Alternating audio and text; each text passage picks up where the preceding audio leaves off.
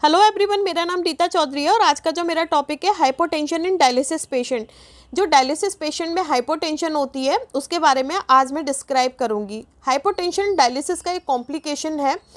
ये कॉम्प्लिकेशन मैंने ब्रीफ में अपने जो पिछले वाला वीडियो है उसमें बताया है और उसमें ये भी पता है कि कौन से कॉम्प्लिकेशन डायलिसिस की वजह से होते हैं, कौन से कॉम्प्लिकेशन पेशेंट की वजह से होता है, कौन से कॉम्प्लिकेशन ट्यूबिंग की वजह से होते हैं, कौन से आरओ की वजह से होता है। तो जिसने भी मेरा पिछला वाला वीडियो ना देखा हो तो मैंने डिस्क्रिप्शन में लिंक दिया है, प्लीज़ आप देखिएगा। और यहाँ पे अब हम देर ना करते हुए इस टॉपिक को शुरू करते हैं। तो सबसे पहले हाइपोटेंशन के बारे में जानते हैं कि हाइपोटेंशन होता क्या है। अब आप सभी लोगों ने ब्लड प्रेशर तो सुना होगा, जिसे हम बीपी बोलते हैं। अगर ये ब्लड प्रेशर अपनी नॉर्मल रेंज, इसकी नॉर्मल रेंज 120/80 mmHg है, अगर ये ब्लड प्रेशर अपनी नॉर्मल रेंज से 90/60 mmHg या इससे भी कम चला जाए तो ये सिचुएशन हाइपोटेंशन कहलाती है।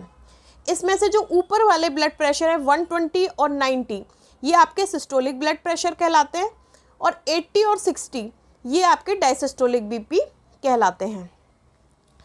अब आते हैं, मेरा जो दूसरा टॉपिक है इंट्राडायलिटिक हाइपोटेंशन। इंट्राडायलिटिक हाइपोटेंशन हीमोडायलिसिस पेशेंट में मोस्ट प्रोबेबली पाई जाती है। मींस कि डायलिसिस पेशेंट में जो हाइपोटेंशन होती है वो इंट्राडायलिटिक हाइपोटेंशन कहलाती है। अब इसकी कोई प्रॉपर परिभाषा नहीं है, कोई डेफिनेशन नहीं है। इसको सिर्फ ये बताते हैं कि अगर सिस्टोलिक बीपी मींस कि ऊपर वाला बीपी हमारा किसी भी पेशेंट का 20 mmHg तक डिक्रीज हो जाता है और उसका मीन आर्टीरियल प्रेशर 10 mmHg तक डिक्रीज हो जाता है, तो दैट सिचुएशन जो होती है हाइपोटेंशन की वो इंट्राडायलिटिक हाइपोटेंशन कहलाती है। अब ये इंट्राडायलिटिक हाइपोटेंशन दो प्रकार का होता है। फर्स्टली एपिसोडिक हाइपोटेंशन, दूसरा क्रोनिक हाइपोटेंशन। एपिसोडिक हाइपोटेंशन क्या है? आपने बहुत सारे पेशेंटों को देखा होगा कि जब उनकी 2 घंटे की या 3 घंटे की डायलिसिस पूरी हो जाती है, आफ्टर दैट उनका बीपी कम होना शुरू हो जाता है। मीन्स कि वो 2-3 घंटे बाद हाइपोटेंशन में जाते हैं। तो ये जो सिचुएशन है पेशेंट की जिसमें कि वो 2 से 3 घंटे बाद हाइपोटेंशन में जा रहा है, ठीक है, ये कहलाता है एपिसोडिक हाइपोटेंशन। अब ये होता क्यों है? अब इसमें क्या होता है कि जो ब्लड वेसल्स होती हैं वो कमज़ोर हो जाती हैं। अब हमने मशीन में जितना पानी सेट करना था वो कर दिया, मानिए कि 2.5 लीटर है, अब मशीन तो अपना 2.5 लीटर निकालेगी, लेकिन अगर वो ब्लड कैपिलरीज में नहीं पहुंच रहा है, मीन्स कि वास्कुलर कंपार्टमेंट से वो टिश्यू कंपार्टमेंट में पहुंच रहा है लेकिन ब्लड वेसल्स में नहीं पहुंच रहा है, ब्लड वेसल कमज़ोर होने की वजह से, तो दैट सिचुएशन में क्या होता है, पेशेंट का बीपी कम होता जाता है और ये कहलाता है एपिसोडिक हाइपोटेंशन। ओके, दूसरा है क्रोनिक हाइपोटेंशन। बहुत सारे पेशेंट ऐसे होते हैं जो 5-5 साल, 7-7 साल, 10-10 साल से डायलिसिस करा रहे होते हैं और इतना लंबा ड्यूरेशन जो होता है डायलिसिस का, उसमें क्या होता है कि वेसल्स भी कमज़ोर पड़ जाती हैं, उनके दिमाग पे भी असर पड़ता है और उनके वो बहुत सारे कार्डियक इश्यूज़ भी हो जाते हैं। ठीक है, कार्डियक इश्यूज मतलब हृदय से रिलेटेड बीमारियां भी हो जाती हैं। तो ऐसी सिचुएशन में क्या होता है कि जब आप पेशेंट को डायलिसिस पे लेते हैं तो पेशेंट को लगाया आधा घंटे बाद, 1 घंटे बाद ही बीपी फॉल करना शुरू, या शुरू से ही लगते ही डायलिसिस थोड़ी देर बाद ही 10-15 मिनट बाद बीपी फॉल करना शुरू कर जाता है। ठीक है, तो ये जो सिचुएशन है जिसमें पेशेंट का बीपी 1 घंटे बाद, आधा घंटे बाद, ठीक है, तो ये कहलाता है क्रोनिक हाइपोटेंशन। इसमें पेशेंट का आपको कम बीपी पे ही डायलिसिस करनी होती है। ठीक है, अब मैं बताती हूँ symptoms and complication of intradialytic hypotension. Means intradialytic hypotension के क्या सिम्टम है, क्या उनके कॉम्प्लिकेशन है, ये मैं बताती हूँ। आपने जो भी मैं इसमें कॉम्प्लिकेशन सिम्टम बताऊंगी उनका मैंने हिंदी में प्रॉपर मतलब डिस्क्राइब किया है मेरे पिछले वाले वीडियो में, तो यहाँ मैं सिर्फ बोलूँगी। आपको जो चीज़ समझ में ना आए वो आप मेरे पहले वाले वीडियो देख के उनको समझिएगा प्लीज़, क्योंकि टाइम बहुत कम होता है और इतना कर पाना बहुत मुश्किल है। पहले इसके सिम्टम्स और कॉम्प्लिकेशन हम पढ़ते हैं। नोज़िया हो सकता है पेशेंट को।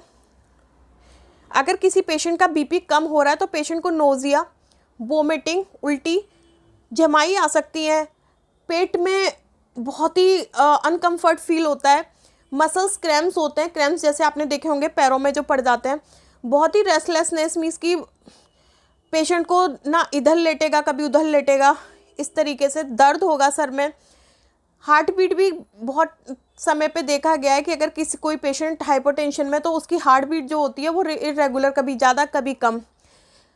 दिमाग से रिलेटेड प्रॉब्लम्स भी हो जाती हैं, चेस्ट पेन भी हो जाता है, नेक में इसकी गर्दन भी अकड़ जाती है, और उसको डिजीनेस में इसकी सोता हुआ सा फील होता है, या कभी कभी शॉक भी लगता है, कभी वो ऐसे बेहोशी वाली कंडीशन में भी चला जाता है। ठीक है, सीजर्स आ सकते हैं, उसको दौड़े पड़ सकते हैं, बहुत ज़्यादा व्याकुलता हो सकती है, बेहोशी हो सकती है, और वास्कुलर थ्रोम्बोसिस मींस की अगर डायलिसिस चल रहा है और हाइपोटेंशन बहुत ज़्यादा हो रही है, तो ऐसी सिचुएशन में उसके जो फिस्टुला है उसमें क्लॉट्स भी आ सकते हैं। इसके अलावा जो मैंने क्रोनिक हाइपोटेंशन बताई थी, उसमें मैंने आपको बताया था 1 घंटे बाद या आधा घंटे बाद पेशेंट का बीपी कम होना शुरू हो जाता है। तो दैट सिचुएशन में क्या होता है कि अब कम बीपी है, अब जैसे ही तुम पानी स्टार्ट करोगे तो फिर से बीपी डाउन होगा। अब उस सिचुएशन में आप उसको डायलिसिस मोड पे ला ही नहीं पा रहे हैं, तो क्या होगा, इनसफिशिएंट क्लियरेंस भी प्रॉपर नहीं होगा, मीन्स कि जो डायलिसिस हमें चाहिए वो हो ही नहीं पाएगी। तो उसी में से, और पानी जो उसका है, जो उसके अंदर बॉडी में भरा हुआ है, वो भी नहीं निकल पाएगा, और ऊपर से बीपी डाउन जाएगा तो आप भी देंगे, तो फ्लूइड ओवरलोडेड हो जाएगा पेशेंट, और ना ही उसका क्लियरेंस प्रॉपर हो पाएगा। दूसरा है myocardial ischaemic stroke, cardiac arrest, means कि उसको हृदय से रिलेटेड बीमारियां हो सकती है, प्रॉब्लम हो सकती है, स्ट्रोक हो सकता है, और कार्डियक अरेस्ट भी हो सकता है। एक है लेफ्ट वेंट्रिकुलर हाइपोट्रोफी। इसमें क्या होता है कि जो हमारा हार्ट का जो लेफ्ट वाला जो पार्ट है वो ब्लड को पंप करना कम कर देता है, और ऐसी सिचुएशन में पेशेंट, ये जो सिचुएशन है पेशेंट की जिसमें कि हार्ट का जो लेफ्ट वाला पार्ट है वो ब्लड को पंप करना कम कर देगा, तो दैट सिचुएशन में पेशेंट या तो मर भी सकता है और कोमा में भी जा सकता है। ये थे हमारे इंट्राडायलिटिक हाइपोटेंशन के सिम्टम्स और कॉम्प्लिकेशन।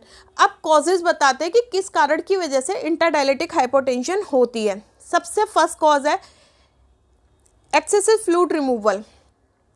अब आप सोचिए कि बहुत ज़्यादा किसी ने पानी लगवा लिया। अब मानिए कि डायलिसिस पेशेंट का जो वेट है वो घटता बढ़ता रहता है, लेकिन कभी बहुत सारे पेशेंट ऐसे होते हैं उनको पता है कि मेरा ड्राई वेट 2 लीटर ही निकलेगा, लेकिन फिर भी वो सोचते हैं चलो यार 3 लगवा लेता हूँ।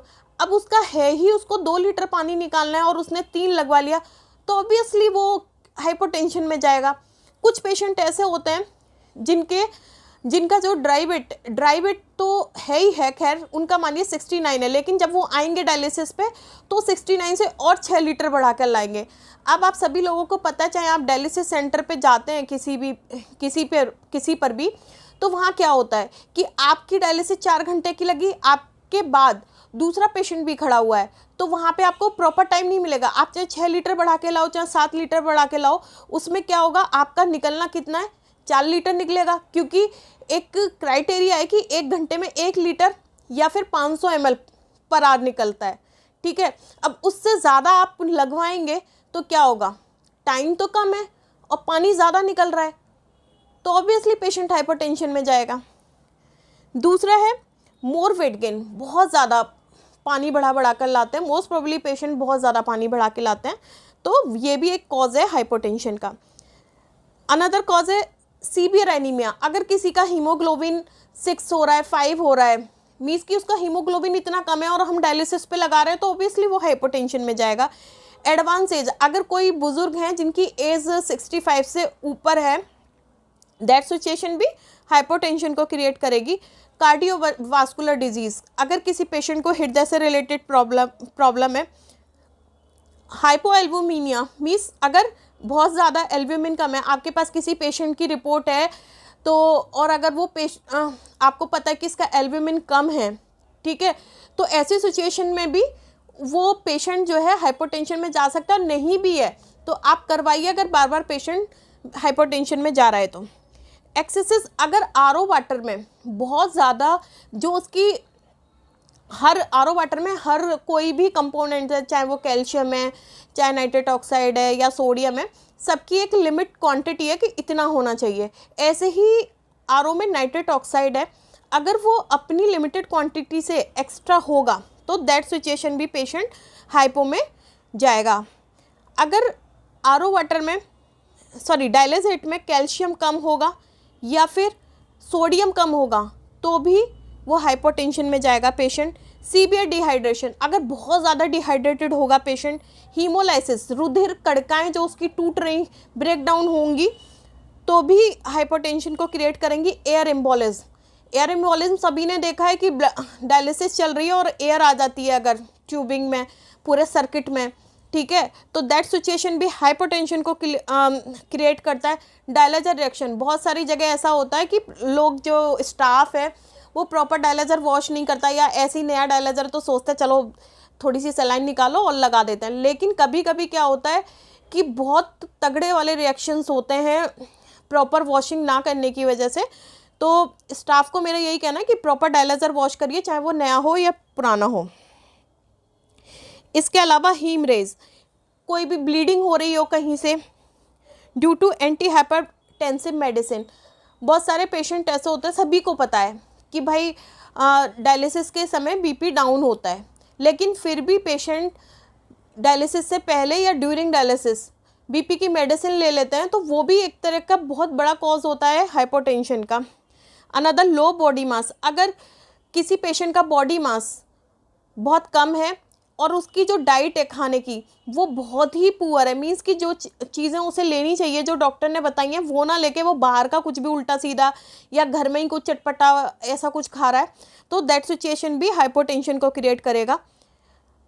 और एक और चीज़ जो बहुत ही ज़्यादा इम्पोर्टेंट है कि पेशेंट क्या करते हैं कि घर पे तो घर वाले खाने नहीं देते, अब पेशेंट क्या करता है, चलो भैया डायलिसिस तो हो ही रही है तो उसमें सब कुछ निकल जाएगा, तो पेशेंट क्या करता है ड्यूरिंग डायलिसिस समोसा खा, ये खा, वो खा, मतलब जो भी उन्हें खाना होता है वो खाते हैं, और डायलिसिस से पहले भी खाता है कि अब तो डायलिसिस हो ही रही है तो जो भी हम कचरा खाएंगे वो सब निकल जाएगा, लेकिन ऐसा नहीं होता। अगर इस तरीके से आप लोग करते हैं कि डायलिसिस से आधा घंटा पहले कुछ खाते हैं या फिर 1 घंटा पहले कुछ खाते हैं, या फिर आप ऐसा करते हैं कि ड्यूरिंग डायलिसिस कुछ खाते हैं, तो ये आपको हाइपोटेंशन में लेके जाता है। फिर eat food autonomic disinfection, diabetic patient जो होते हैं उनमें क्या होता है डिसइंफेक्शन, ऑटोनॉमिक डिसइंफेक्शन में, कि जो डायबिटिक पेशेंट होते हैं उनमें बीपी होल्ड करने की जो पावर है वो कम हो जाती है, ठीक है। तो जब कोई भी डायबिटिक पेशेंट लगता है तो जब वो बहुत दिनों से डायलिसिस करा रहा होता है तो एक टाइम ऐसा आता है कि जिसमें कि उसकी वेसल्स जो हैं, जो उनके बीपी को होल्ड करने की जो पावर है वो इतनी कम हो जाती है कि वो फिर डायलिसिस पे आते ही उनका बीपी डाउन होना शुरू हो जाता है, तो ये भी हाइपोटेंशन को क्रिएट करता है, ये प्रॉब्लम। अब आता है अगर किसी की वेस्कुलर जो वेसल्स हैं वो कमज़ोर हो जाएं, अगर आरओ वाटर में आपने देखा होगा बहुत बैक्टीरिया वगैरह का नाम सुना होगा, अगर ये एंडोटॉक्सिन बैक्टीरिया आरओ वाटर में आ जाता है तो ये भी हाइपोटेंशन को कॉज करता है। हमारे पुराने ज़माने में क्या होता था कि अभी तो हम लोग बाइकार्बोनेट डायलिसिस यूज़ करते हैं डायलिसिस करने में, लेकिन पुराने ज़माने में एसीटेट डायलिसिस होती थी, मीन्स एसीटेट डायलिसिस यूज़ करते थे, तो दैट सिचुएशन भी हाइपोटेंशन को क्रिएट करती थी। ये सिर्फ मैंने नॉलेज के लिए बताया है, ठीक है। तो ये हमारे कॉजेज़ हैं इंटरडायलिटिक हाइपोटेंशन के। अब आता है मैनेजमेंट ऑफ इंटरडायलिटिक हाइपोटेंशन, मीन्स कि ये जो कुछ भी हुआ, जो भी कॉम्प्लिकेशंस हुए, जो भी कारण हुए या कॉजेज़ हुए, अब इनका मैनेजमेंट क्या है ये मैं आपको बताती हूँ। अगर आप देखते हैं, कोई भी स्टाफ अगर देखता है कि भाई पेशेंट का बीपी डाउन हो गया, तो सबसे पहले उससे यूएफ बंद कर देना चाहिए पेशेंट का, या फिर थोड़ा कम डाउन हुआ है तो अल्ट्राफिल्ट्रेशन रेट थोड़ा डाउन कर दो, ठीक है, लेकिन फिर भी बहुत ज़्यादा दिक्कत हो रही है तो यूएफ ऑफ कर दो। पेशेंट को तुरंत आप पेशेंट के पैर ऊपर करिए, सर नीचे करिए, इस पोजीशन में लाइए। आपको 200 से 250 ml बोलस सलाइन देना है पेशेंट को, ठीक है। इसके अलावा आप जो अदर कर सकते हैं कि प्लाज्मा एक्सपेंडर दे सकते हैं 5% वाले, जैसे कि आपने एल्ब्यूमिन दे सकते हैं उसको 100 ml। जो डायलिसिस का आप अगर बार बार पेशेंट आ रहा है डायलिसिस पर, उसका बीपी बार बार डाउन जा रहा है, तो दैट सिचुएशन में आप डॉक्टर की परमिशन से, डॉक्टर की एडवाइस से जो मशीन में टेम्परेचर है डायलिसिस का वो 0.5 डिग्री या 1 डिग्री तक कम कर सकते हैं। डायलिसिस में अगर यही सिचुएशन हो रही है कि पेशेंट आ रहा है और उसका बीपी मतलब बार बार डाउन जा रहा है या लगते ही आधा घंटे बाद 1 घंटे बाद जा रहा है, ठीक है, तो आप एक तो टेम्परेचर कम कर सकते हैं। इसके अलावा आप कैल्शियम में डायलिसिट में कैल्शियम बढ़ा सकते हैं, ठीक है। इसके अलावा आप डायलिसिट में सोडियम को भी मशीन में सोडियम मॉडलिंग जो होती है उसको कर सकते हैं, लेकिन ये सभी काम आप डॉक्टर की सलाह से करेंगे। इसके अलावा है इंक्रीज, अब बहुत सारे पेशेंट हमारे होते हैं जिनको कि 2 घंटे के हफ्ते में 2 ही बार वो डायलिसिस पे आ सकते हैं।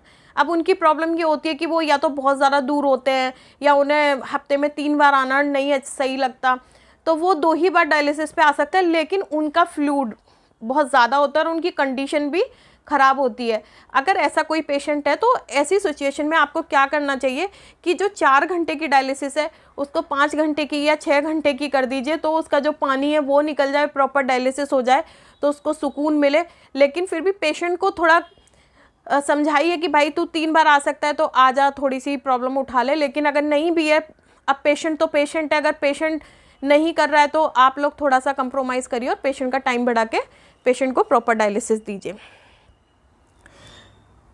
आगे जो मैनेजमेंट है, advice patient for limiting sodium intake. Patient को बोलना चाहिए, सभी पेशेंटों को, कि भाई आपको जितना कम से कम नमक खा सकें उतना कम से कम नमक खाओ। ड्यूरिंग डायलिसिस जितना हो सके खाना खाने से बचो, ठीक है। इसके अलावा जितनी भी बीपी की मेडिसिन है उनको लेने के लिए पेशेंट को मना करना चाहिए, ठीक है। पेशेंट को बोलना चाहिए कि भाई तुम जो इतना बहुत ज़्यादा फ्लूइड बढ़ा के ला रहे हो, प्लीज़ इसको कम कर दो, ठीक है। उनको बोलो कि कम पानी पियो, 2 लीटर या 3 लीटर ही बढ़ा के लाओ, इससे ज़्यादा मत बढ़ा के लाओ, ठीक है। बहुत सारे सेंटर्स पे, बहुत सारे हॉस्पिटल में जिन पेशेंटों का बीपी डाउन जाता है उन पेशेंटों के लिए डॉक्टर ट्रायल कराते हैं लेवोकार्निटिन इंजेक्शन को। इसके अलावा एक मिडोड्रिन टैबलेट आती है जिसको कि 5 मिलीग्राम से स्टार्ट करते हैं और वो डायलिसिस के आधा घंटा पहले दी जाती है, लेकिन वो टैबलेट काफ़ी महंगी है और वो सिर्फ़ और सिर्फ डॉक्टर की सलाह से ही दी जाती है। कोई भी स्टाफ या कोई भी पेशेंट उसको खुद नहीं ले सकता, ठीक है। तो इस टैबलेट को लेने से पहले डॉक्टर की परमिशन बहुत ज़्यादा ज़रूरी है। ये था हमारा हाइपोटेंशन का मैनेजमेंट, जो कि डायलिसिस ड्यूरिंग डायलिसिस जो हाइपोटेंशन होती है उसका जो मैनेजमेंट है, ये मैंने आपको बता दिया। अब यहाँ पे मैंने एक ये पिक्चर बनाई है जिसमें कि मैंने साइन और सिम्टम्स की पिक्चर है कि इंटरडायलिटिक हाइपोटेंशन के साइन और सिम्टम्स क्या हैं। तो जिसको भी ये पिक्चर देखनी हो तो प्लीज़ देख लीजिएगा। इसके अलावा अगर मेरे वीडियो में आपको कुछ कमी दिखती है तो प्लीज़ मुझे कमेंट करके बताइएगा, और अगर अच्छा लगता है तो प्लीज़ लाइक शेयर सब्सक्राइब ज़रूर करिएगा। और मुझे ऐसे ही आप लाइक शेयर सब्सक्राइब करके मोटिवेट करिए, जिससे कि मैं जितना अच्छा हो सके आप लोगों के लिए करूं, और आगे भी मैं कुछ और नया कर पाई तो मैं ज़रूर करूंगी। और अभी जो मेरे वीडियो हैं 2 दिन बाद या 3 दिन बाद आएंगे, क्योंकि मैं अकेली काम करने वाली हूँ। इसके अलावा मेरे चैनल पे अभी जनरल नॉलेज से रिलेटेड वीडियो भी आएंगे, तो प्लीज़ आपके घर में या कोई भी तैयारी कर रहा हो कॉम्पिटिटिव एग्ज़ाम की तो उनको वो वीडियो दिखाइएगा, शेयर भी करिएगा। साथ में आपका डायलिसिस का जो है ये तो चलता ही रहेगा साथ में, ठीक है। तो like subscribe share and comment करना मत भूलिएगा, और मुझसे कोई गलती होती है तो प्लीज़ बताइएगा, और अपनी ब्लेसिंग्स मेरे साथ रखिए। Thank you.